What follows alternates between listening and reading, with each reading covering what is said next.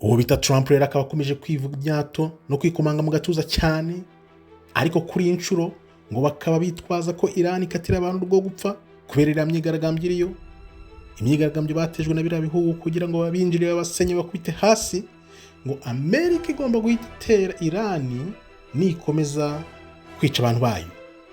Trump rero ngo akaba yahaye amasaha 24 gusa Irani ngo itabireka, ngo bagahita bayitera intambara ikarota, bakayereka uko intambara zambarwa. Babahanuzi bateye nabo rero bakomeje gushyira mu majwi cyane ko Trump ngo ashobora kwicwa byihuse. Ese yaba azira iki? Yaba ari ushaka kumwivugana? Ibihe turimo ntibyoroshye, gusa guma mu kuri, guma ahangaha nze nkwereke uko ibintu biteye. Ukuri konyine niko kuzakubatura, kuko ukuri kubohora imbohe. Reka turebe rero niba rero amakuru y'intambara akomeza akavuga ko nta kabuza intambara igomba kuba kuri Irani. Ubu ni ubuhanuzi bwahanuwe igihe kirekire muri Yeremiya 49 kuri Irani buri gusohora. Ubwo buhanuzi buteye gute? Tuze tuburebe. Ese ubwo buhanuzi bwavuzwe imyaka n'imyaka tuganireho turebe. Reka tubanze turebe ibi bikurikira tugiye gusoma hano, noneho turebe ibyo bintu ni ibiki. Ikibazo cyambere ushobora kwibaza, kuki iSiraheli ishaka ko Amerika isenya Irani byihuse? Ese byaba ari gusubira ibimenyetso by'ubuhanuzi? Ikibazo cya kabiri, kuki bashaka guhindura ibihe bakoresheje tekinoloji y'ikoranabuhanga no guteza abantu intambara? Ibyo bintu biteye bite, bikora gute? Uko bakoresha imihindukire y'ikirere, bakaba baguteza imvura, bakaba guteza imyuzure, bakaguteza ibintu byose by'ibiza bikozwe mu ikoranabuhanga. Ibyo bintu bikorwa gute? Ubuhanuzi buvuga ko bagomba guhindura ibihe tubusanga muri Daniyeli 7:25-26. Ubwo buteye bute? Ubuhanuzi buvuga ko Irani igomba kugwa ariko ikazabyuka nyuma. Ubwo buteye gute?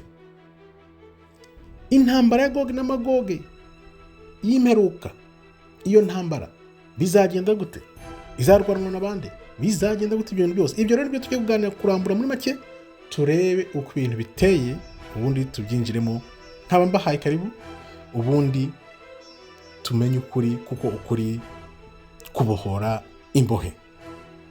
Umwuka w'intambara ukaba ukomeje gututumba hirya no hino ku isi, mu mpande enye z'isi, yaba muri Afurika, mu Burayi, muri za Amerika, muri za Aziya, hirya no hino ni intambara gusa zivugwa, ariko akaba ari ibintu byahanuwe. Reka turebe iyi ntambara cyane cyane ivugwa igiye guterwa kuri Irani, ubuhanuzi bukomeye bukakaye.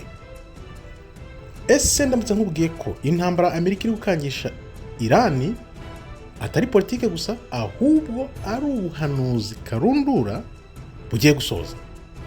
Usanze iyi ntambara yaranditswe ibihe n'ibihe mbere yuko n'ibihugu tuzi uyu munsi bibaho.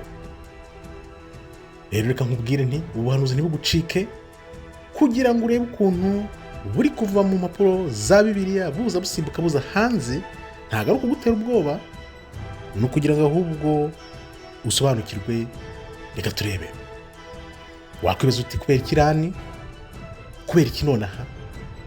Ibi bintu biri kuba ku isi yose ni ukubera iki?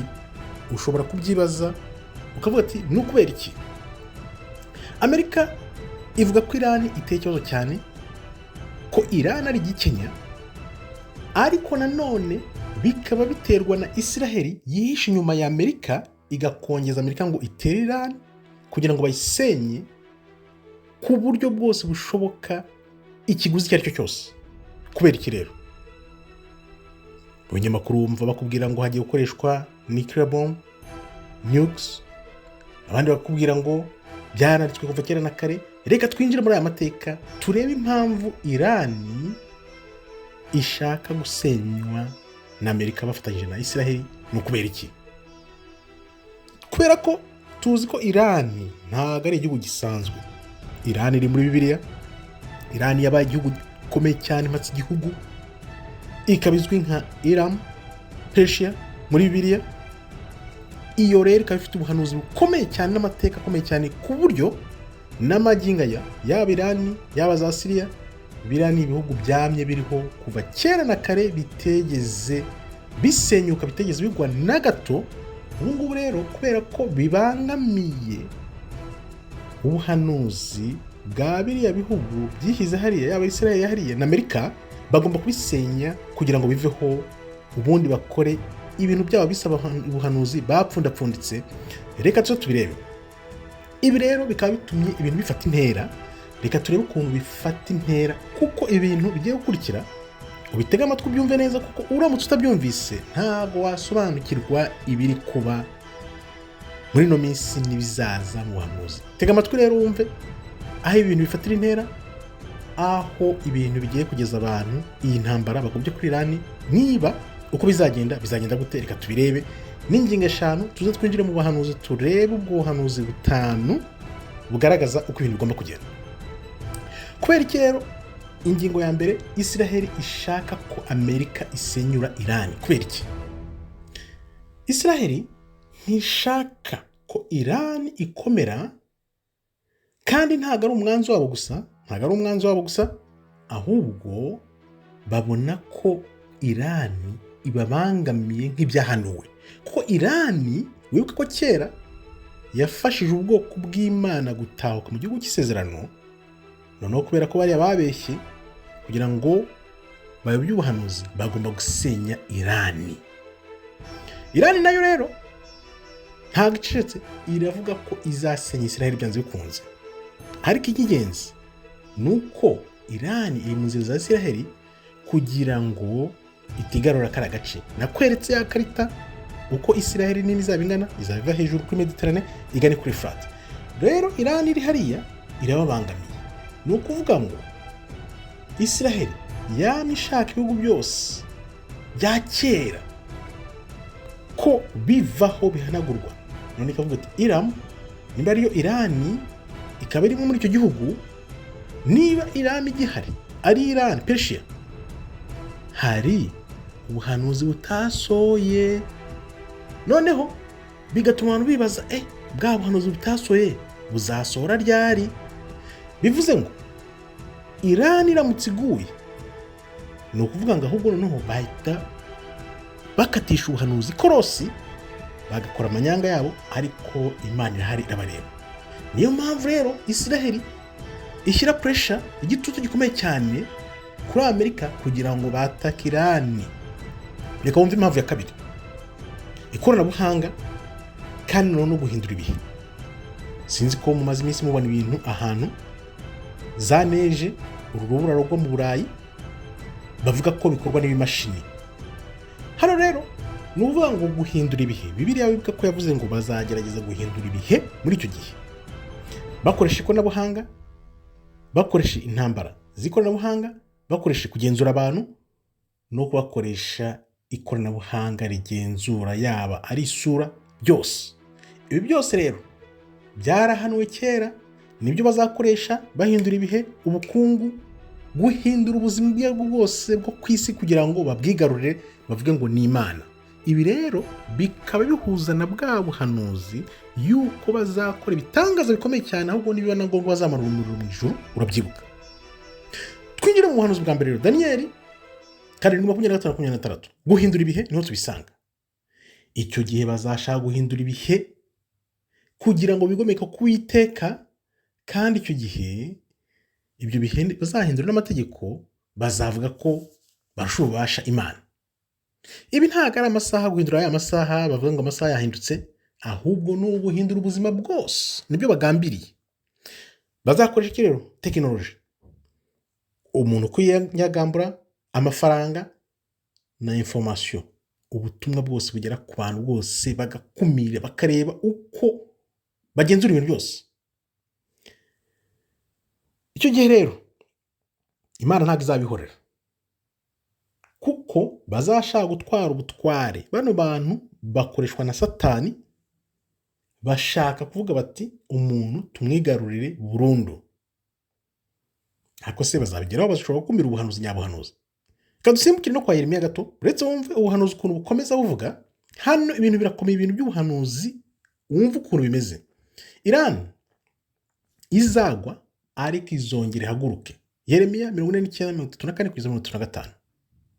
Ijambo ry'Uwiteka riravuga ngo wewe Irani ndakurebye, nzagukubita hasi we Irani, ariko izo ngabo zawe nizikubita hasi nyuma. Uretse wumvirize uko bizagenda. Yeremiya 49:39, igihe kizashira muri iyo minsi ya nyuma nongere ngusubizemo imbaraga. Irani izagwa ariko atari burundu. Irani izagwa ariko yongere haguruke. Ibi rero bitwereka ko ibi bintu byose bivugwa hirya no hino, intambara ngo zivugwe n'ijambo ko ryabyanditse rivuga ngo muzumva impuha z'intambara, ishyanga ritera irindi shyanga, bikomeye nk'uko bikomeye uyu munsi. Ntago ari ibintu bije gutya gusa, biranditse. Intambara karundura rero ni iyihe? Uretse yumve nayo Goge na Magoge, izo ntambara ugizumva. Dusoma muri Ezekiel 38 na 39, reka tujyemo turebe. Iyo ni intambara ya nyuma izaba nyuma igamije gusenya iSiraheli nya iSiraheli, kuko iSiraheli nya iSiraheli zamaze kugaragara. Hari Irani, Abarusiya n'ibindi bihugu bavuga bizafatanya, za Turkiya, za Korea z'Amajyaruguru. Ibihugu bizafatanya bize gushaka gukubita iSiraheli hasi, niko byanditse. Ezekiel 38:5 rero. Hari Irani, hari Ethiopia, hari Libya, nazo izo zirimo, bavugamo na Sudan. Irani rero, Irani izafata intambara ishyire kuri iSiraheli, kandi ubwo tubizi Irani izakoreshwa n'Imana ifatanye n'Uburusiya kugira ngo ubwoko bw'Imana bongere butahukanwe. Icyo gihe rero bizagenda gute? Intambara izakomera, Imana yonyine ukuboko kw'Imana ariko kuza kubite ababisha bashaka kuzigarura ubwoko bw'Imana.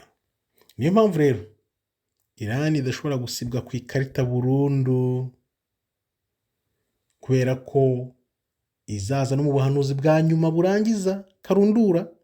Urumva rero ko ariyo mpamvu Irani idashobora gusenywa. Yes, ndabyumva ko ibintu ntibikuvanemo ukwizera kwawe, ntabwo bikuvanamo ukwizera kwawe nubwo biteye ubwoba, kuko uri muri Kristo. Uri mu Kristo, niyo mpamvu rero tugomba kugira ubwoba. Ahubwo ibi ngibi bitubera impamvu yo kwitegura. Kwitegura iki? Kwitegura ukuza kwa Kristo tugatsinda, kuko umubisha ashaka kugira nabi nyo ku muntu. Turebe rero bivuze iki kuri wewe? Intambara zizaza, zibeho, zigende nk'uko ibihugu bibaho, za matsibihugu zikaza zikagenda, matsibihugu izo zikagwa. Ariko ubuhanuzi burakomeza, ntawe ushobora gukumira ubuhanuzi. Uko bitekereza ngo bazakumira ubuhanuzi ntibishoboka. Ikibazo ahubwo wakibaza nyamukuru ni iki rero? Ibi bintu bizaba nibyo, ariko uramutse ugize imyumvire ukabyumva neza, ukumva ibihe turimo, ntabwo ugira ubwoba, ahubwo uribaza uti izi ntambara ni uruhurirane, cyangwa se ahubwo ni bwa buhanuzi tugezemo bushyushye buryoshye? Bizagenda gute?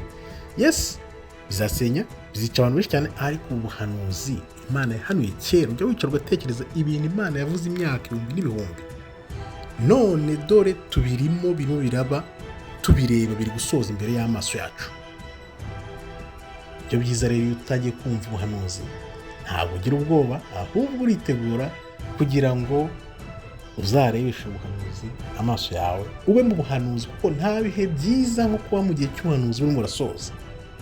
Impamvu rero abandi bashaka kwetaka ngo bayisenye, bazi ko bashaka gukatisha ikoni ubuhanuzi, noneho bagakora ubuhanuzi bwabo bwa Satani nk'uko duhora tubivuga, kugira ngo bibe inyuka umuntu. Nakubwira nti rero weho twabanyumva iby'ubuhanuzi byahanuwe kera imyaka ibihumbi n'ibihumbi, ni irihe somo uvanyemo hano? Ese uriteguye? Hari igihe tugeragezwa tuzi ngo turiteguye, natwe tuvuga hano ibintu byakubita gato, ahubwo tugasanga ntabwo twiteguye. Jya mu mwuka, ujye mu ijambo, ushakishe hirya no hino, witegure, kuko intambara niba bishobora kuzakomera hirya no hino ku isi cyane, kubera ko hazazamo ibintu by'amavuta y'imodoka, hazemo ibintu by'amafaranga, hazemo ibiciro bizamuke. Ibi bintu rero ugomba kubyitegura, kuko bari kuvuga ngo Irani bashobora kuyataka vuba byihuse, kuko iyo urebye Trump ukuntu yikomanga mu gatuza kugira ngo ahari niwe mutegetsi w'isi umwe wavuzwe imyaka n'imyaka, wenda umwami w'umwaga ushaka kuza akimika akishyira hariya akavuga ngo niwe mwaga. Urabona rero ukuntu Trump nawe yishyira hejuru, ariko akoreshwa n'abari bo muri iSiraheli kugira ngo muvanemo inyungu. Kumwe banavuga ngo ahubwo bashobora no kumwivugana. Ibi bintu byose reka tubitege amaso turebe aho bigana, ariko ndakubwiye ntugire ubwoba kuko uri kumwe n'Uwiteka, kandi Uwiteka niwe mwungeri wacu. Turi kumwe nawe, tuzashaka ntituzakorwa n'ikimwaro cyangwa n'isoni, ko yamaze gutsinda ari muri twe natwe turi muri we. Nkambashimiye rero mwe mwakundanye nanjye, mwabanye nanjye, kandeho like kugira ngo ubutumwa bugere ku bantu benshi cyane. Namwe mukoje kwiyandikisha, nkambashimiye. Nawe utarandikisha yandikishe subscribe, ubundi dukomeze tuganire ibintu aho bigana, tubacire ku mayange, tubereke uko ibintu biba biteye. Nkambashimiye rero, Imana ikomeze ibarinde. Shalom shalom, toda raba tov.